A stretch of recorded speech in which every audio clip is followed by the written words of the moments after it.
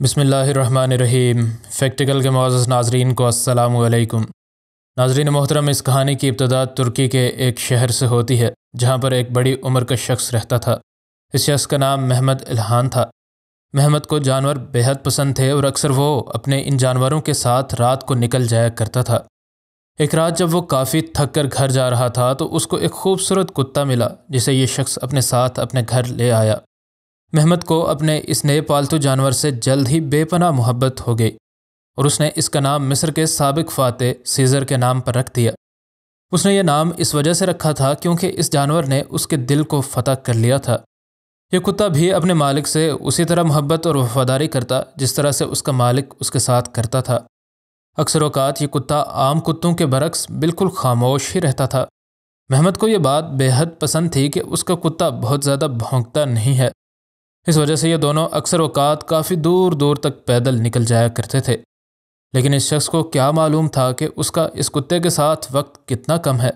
اتفاق سے زیادہ دن نہیں گزرے تھے کہ کچھ ایسا ہو بھی گیا۔ آج محمد اپنے کمرے سے نہیں نکلا تھا۔ اس کتے نے اپنے وقت پر بھونکنا شروع کر دیا، لیکن محمد پھر بھی دروازے سے باہر نہیں آ رہا تھا۔ اس کے اندر اتنی بھی جان نہیں رہی تھی کہ وہ بستر سے اٹھ کر دروازے کو ہی کھول دے۔ اس کا یہ پالتو جانور شاید مستقبل کو دیکھ چکا تھا، کیونکہ ہمیشہ خاموش رہنے والا یہ بے زبان جانور آج بہت ہی زور زور سے بھونک رہا تھا۔ لیکن اس کی کسی نے نہ سنی۔ محمد کی صحت دن بدن بگڑتی چلی گئی اور آہستہ آہستہ اب وہ اپنے بچوں کو بھی پہچان نہیں رہا تھا۔ اس کی صحت دن بدن بگڑتی ہی چلی جا رہی تھی اور اس کی صحت میں بہتری نہ ہونے کے باوجود بھی یہ کتا ہر وقت اپنے اس مالک کے پاس ایسے پڑا رہتا جیسے وہ کسی جانے والے مہمان کے ساتھ زیادہ سے زیادہ وقت گزارنے کی کوشش کر رہا ہو۔ ناظرین، کہا یہ جاتا ہے کہ جانوروں کو انسانوں پر آنے والی مصیبتوں کا وقت سے کافی پہلے پتہ چل جاتا ہے، اور شاید اس کتے کو بھی علم ہو چکا تھا۔ اس کے گھر والوں نے بھی اس کتے کو گھر سے باہر نہیں نکالا تھا، کیونکہ وہ بھی محسوس کرتے تھے کہ شاید محمد بھی اپنے اس 4 ٹانگوں والے دوست کو اس بیماری کے عالم میں بھی پسند کرتا ہے۔ اس کی بیماری نے طول کھینچا اور کئی ہفتے ایسے ہی گزر گئے، اور ہر گزرتے دن کے ساتھ محمد کا سورج اس فانی دنیا سے غروب ہوتا چلا جا رہا تھا۔ اب اس نے کھانا پینا بھی چھوڑ دیا تھا اور اس گھر میں اب موت کا سناٹا طاری تھا۔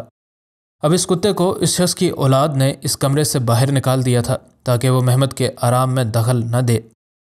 اس سارے عرصے میں یہ وفادار جانور دروازے کے سامنے اس آس پر بیٹھا رہتا کہ شاید اس کا مالک اس کو لینے ابھی ہی اس دروازے سے باہر نکل آئے۔ یہ کتا جانتا ہوا ہوگا کہ کیا ہونے والا ہے، لیکن وہ بھی حقیقت کو ماننے سے مکمل طور پر انکار کر رہا تھا۔ اس کے انتظار کے باوجود بھی یہ دروازہ نہ کھلا اور اب یہ بے زبان بھی کھانے پینے سے مکمل طور پر انکار کر چکا تھا۔ محمد کے بچے بھی یہ سب کچھ دیکھ رہے تھے، لیکن انہیں ابھی اپنے باپ کی صحت سے بڑھ کر اور کچھ بھی نظر نہیں آ رہا تھا۔ محمد آخر چل بسا اور ایک تابوت میں ہی ہسپتال سے واپس اپنے گھر لوٹا تاکہ اس کے پیارے اس کو ایک آخری بار دیکھ کر الوداع کر سکیں۔ اس افراتفری میں شاید کسی نے اس کتے پر دھیان نہیں دیا تھا جو کہ ایک بار بھی اس تابوت کے پاس سے ہلا بھی نہیں تھا۔ یہ کتا بھی روتا رہا کیونکہ اس کو پتا تھا کہ وہ اب اپنے مالک کو کبھی دوبارہ نہیں دیکھ سکے گا۔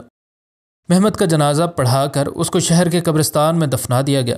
دفنانے کے بعد تمام کے تمام لوگ اس کو اس اندھیری کوٹھڑی میں چھوڑ کر چلے گئے، لیکن یہ کتا ابھی بھی اس کی قبر پر موجود تھا۔ شاید اس کے پاس جانے کے لیے کوئی جگہ بھی نہیں تھی، کیونکہ اسے پتا تھا کہ اب کوئی بھی اس کا گھر میں منتظر نہیں ہوگا۔ اب اپنے مالک کی قبر ہی اس وفادار جانور کا گھر تھا۔ لیکن پھر ایک دن محمد کا بیٹا اپنے باپ کی قبر پر آیا تو اس نے جب اس کتے کو دیکھا تو اس کی تو آنکھوں سے آنسو چھلک پڑے۔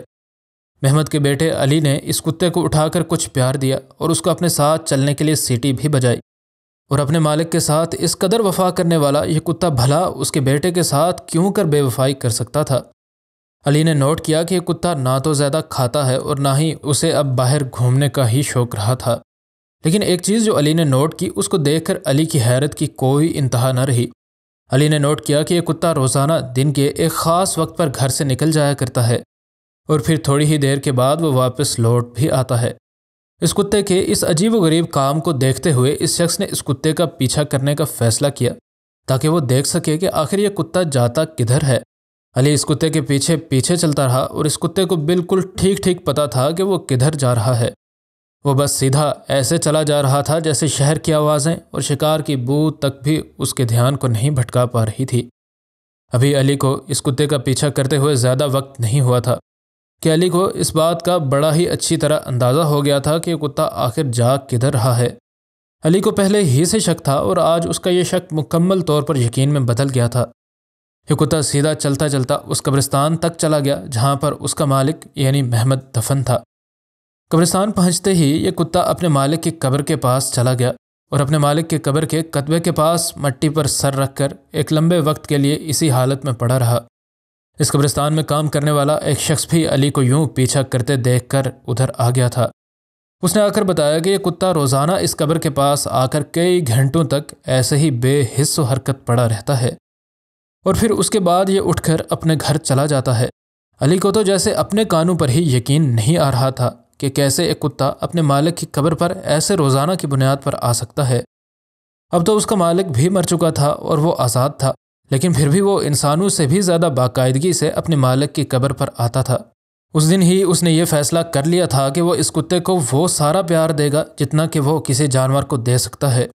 اس کتے کو اب یہ شخص اپنے والد کی آخری نشانی سمجھ کر پال رہا تھا۔ اس کتے نے دکھا دیا تھا کہ بے زبان جانور بھی کیسے انسانوں کے ساتھ جڑ جاتے ہیں اور ان کے لیے بھی اپنے مالک کی موت کو ایسے برداشت کرنا کس قدر مشکل ہوتا ہے۔ تب سے لے کر آج تک یہ کتا اس شخص کے خاندان کا مکمل حصہ بن چکا ہے۔ وقت کے ساتھ ساتھ یہ کتا بھی اپنے اس نئے مالک کے ساتھ ویسے ہی پیار و محبت کرنا شروع ہو گیا جیسے کہ وہ اپنے سابقہ مالک کے ساتھ کرتا تھا، اور اب وہ علی کو بھی اپنا نیا مالک تصور کرنے کے ساتھ ساتھ اس کے خاندان کو اپنا گھر سمجھتا ہے۔ اس سب کے باوجود بھی اپنی زندگی کے آخری دنوں تک بھی یہ کتا محمد کی قبر پر جاتا رہا اور وہ وہاں پر گھنٹوں بیٹھا رہتا اور یقیناً یہ بے زبان ان خوبصورت دنوں کو یاد کرتا ہوگا جب محمد اس کا مالک تھا۔ اس بے زبان اور اس شخص کے درمیان اس محبت کو دیکھ کر یہ بات کہی جا سکتی ہے کہ اس دنیا سے وفا آج بھی رخصت نہیں ہوئی، پھر چاہے یہ وفا جانوروں کی انسانوں کے ساتھ ہی کیوں نہ ہو، آج بھی اس دنیا میں اصل پیار اور محبت کی جگہ موجود ہے۔ ایسی ہی ایک کہانی گزشتہ دنوں میں بھی ہم نے فیکٹیکل کے قابل قدر ناظرین کے گوش گزار کی تھی، جس میں ایک گھوڑا اپنے مالک کے جنازے پر آتا ہے۔ اگر آپ نے وہ دلچسپ اور سنسنی سے بھرپور ویڈیو نہیں دیکھی تو اوپر آنے والے انڈیکس کارڈ پر کلک کر کے آپ وہ ویڈیو دیکھ سکتے ہیں۔ محمد کی موت کے بعد بھی یہ کتا بغیر کسی چھٹی کے باقاعدگی سے اس کے ابدی گھر پر اس سے ملنے آیا کرتا تھا۔ اگرچہ اب اس کے بیٹے کو اپنا نیا مالک مل چکا تھا، لیکن یہ بات اس کے دل و دماغ میں موجود اپنے سابقہ مالک کے لیے پیار و محبت کو نہیں نکال سکتی تھی۔ ناظرین، یہ کہانی اس بات کا واضح ثبوت ہے کہ ان بے زبان جانوروں میں بھی جذبات ہوتے ہیں، اور اگر انسان ان کے ساتھ اچھا سلوک روا رکھے تو ان سے زیادہ وفادار مخلوق شاید ہی کوئی ہو۔ اس کتے کا مالک تو نہ رہا تھا اور اب اس کا دوسرا مالک بھی اس کو مل چکا تھا، لیکن اس کے باوجود بھی اپنے پہلے مالک کی قبر پر باقاعدگی سے جانا یقیناً کسی بے انتہا وفادار جانور کے ہی بس میں ہے۔ مزید نئی ویڈیوز کے لیے ہمارے چینل کو سبسکرائب کر لیں۔ ویڈیو پسند آنے کی صورت میں ویڈیو کو لائک ضرور کریں اور ویڈیو کو دوست احباب کے ساتھ شیئر کرنا ہرگز نہ بھولیں۔ انشاءاللہ ملتے ہیں اگلی ویڈیو میں۔ فی امان اللہ۔